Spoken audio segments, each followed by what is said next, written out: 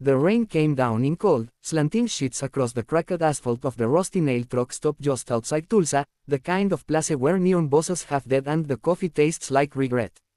It was a little after midnight when the rumble started, 6 Harley-Davidsons rolling in like thunder looking for a place to land. Leather, chains, beards, and attitude. The Iron Reapers MSA, Patch big and proud on every back, pulled up under the flickering canopy and killed their engines one by one. Inside the diner, the only other customer was a kid. Couldn't have been more than 17. Skinny, soaked to the bone, sitting alone in a corner booth with a plate of cold fries and a Coke gone flat hours ago. She wore a beat-up black motorcycle jacket 2 sizes too big, sleeves rolled, collar turned up against the chill.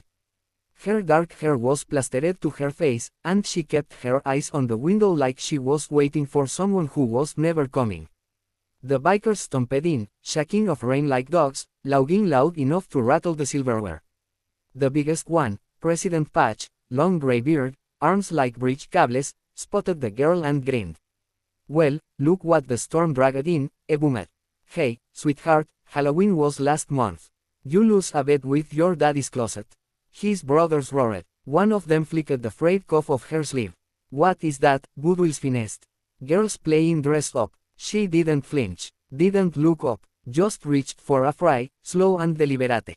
The bearded president leaned over her table, palms flat, looming. "That jacket's seen more meals than you've seen birthdays, kid. You even know how to start a bike, or you just like the smell of gasoline and broken dreams." The diner went quiet except for the hiss of the grill and the rain on the roof. The waitress froze with a coffee pot in her hand. The girl finally lifted her eyes, storm gray, steady, older than her face, and turned in her seat so the back of the jacket faced the room. There, some crooked but proud between the shoulder blades, was a patch nobody expected. A bottom rocker that read, "Property of Reaper." Above it, a top rocker, in memory of Daddy. And in the center, the same Grim Reapers called the men wore on their coats, except this one had a tiny pink ribbon tied around the side. The laughter died like someone yanked the plug on a jukebox. The president straightened slowly. His eyes, hard a second ago, went soft and glassy. One of the younger patches, a guy with a shaved head and a teardrop tattoo, actually took a step back, hand halfway to his mouth. The girl spoke for the first time, voice low, steady, carrying the weight of 1,000 miles. "His name was Thomas Reaper Callahan," she said. "Sergeant at Arms, Tulsa Chapter, Iron Reapers MSA. He taught me how to ride on the back of his softail before he could spell my own name. Taught me how to throw a punch when the world got mean. Taught me that family isn't always blood, but it's always choice." She turned the jacket so they could see the inside lining, faded now, but still there, dozens of signatures in Sharpie from brothers across 3 states. Dates, inside jokes, a lipstick kiss from a woman named Candy who died in 09. "I got sick 2 years ago," she went on. "Cancer, the kind that doesn't give a damn how tough you are. Chemo took his hair, but it never took his cut. When the bills stacked higher than the ceiling, the club tried to help. But you know how it is, brothers got their own families, their own fights." She looked straight at the president now. "Daddy said, baby girl, he ain't scared of dying. I'm scared of leaving you with nothing. So he made me promise one thing. He said, when I'm gone, you put on my coat and you ride. You ride till that tank's empty and then you fill it again. You ride till every mile between us is gone. And you don't stop till you find family again." The diner was so quiet you could hear the rain counting seconds. "Tonight's the 2nd anniversary of the night he took his last ride," she whispered. "I'm coming up on empty. Bike sputtering 200 yards down the road. He got $37 and this jacket. That's all that's left of him." The president, everyone called him Bear, stood there like he'd been hit by his own Harley. Then he did something nobody in that diner would ever forget. He reached up, rugged off his own coat, the president patch, the years of road dust, the scars and the stories, and laid it gently on the table in front of her. "You ain't riding alone tonight, little sister," he said, voice cracking like old leather.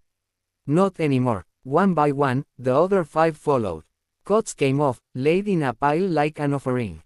The youngest patch, the one with the teardrop, pulled a wad of cash from his pocket, had to be $2,000, and set it on top. Funeral fund from when my own old man passed, a muttered. Ed skin may feel let Reaper's blood sit cold in the rain. The waitress started crying. An old trucker in the corner stood up and added $100 bill without a word. Bear looked at the girl, no, at the woman sitting in front of him wearing her father's ghost, and his voice went soft as chapel. "What's your name, darling?" "Riley," she said. "Riley Callahan." Bear nodded slow. "Riley Callahan, from this night on, you ride with the Iron Reapers. Not prospect. Not hang around. Full patch when you're ready. Your daddy's marker is paid in full, forever. His enemies are ours. His family is ours. And any man who laughs at that patch again answers to all of us." Ed reached out, thumb brushing a tear she didn't know she'd let fall. "You kept your promise, Riley. You rode. Now let us keep ours." Outside, the rain had slowed to a drizzle. 6 grown men, men who'd faced down prison, rival clubs, and the devil himself, pushed a sputtering 79 Sportster under the canopy like it was made of glass. They filled the tank with their own gas cans. One produced a new battery from his saddlebag like he'd been carrying it for exactly this moment. Another tuned the car with hands that trembled just a little. When the bike roared back to life, strong, steady, alive, Riley stood there in her father's cot, surrounded by men wearing nothing but t-shirts and goosebumps in the November night, and for the first time in 2 years she smiled. Bear climbed on his own bike, fired it up, and looked over. "Where you headed, kid?" She thought about it, rain dripping from her lashes. "Doesn't matter," she said. "Long as it's forward." Bear grinned, the first real grin all night. "Then fall in, Riley Callahan. We'll ride point. You just keep that throttle open and that heart loud. Your daddy's watching, and he's proud as hell." They pulled out together, 7 bikes now, one smaller than the rest, but riding dead center like it belonged there all along. Taiyig HT Scott red through the mist, heading west on a road that never ends. And somewhere up ahead, an old Reaper smiled down on his little girl, knowing the patch on her back wasn't just cloth and th read anymore.